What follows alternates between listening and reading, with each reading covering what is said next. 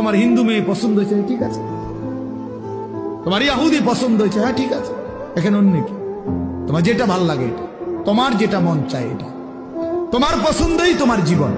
খোদার কসম, কোরআন শরীফের আয়াত আছে বাপ, সূরা আরাফের মধ্যে আল্লাহ তাআলা বলছে, এই মনের ইচ্ছা মতো যে চলে, ওয়াত্তাবা হাওয়াহু, যে তার নফসের মনের চাহিদার অনুসরণ করে, আল্লাহর বিধান, রাসূলের বিধান, কোরআনের বিধান, ইসলামের বিধান, ধর্মের বিধান কিছুই যে মানে না, কোনো ধার ধারে না, পরোয়া করে না, পাত্তা দেয় না, আল্লাহর কসম, আল্লাহ কোরআনে বলছেন ফামাসালুহু কামাসালিল কালব, ওই ব্যক্তির উদাহরণ, ওই ব্যক্তির জিন্দেগি কুকুরের মতো, কুত্তার মতো, কুত্তার মতো, কুত্তার মতো, কুত্তার মতো।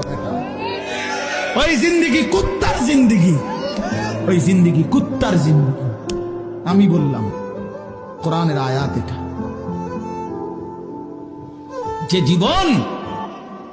যে জীবন মালিক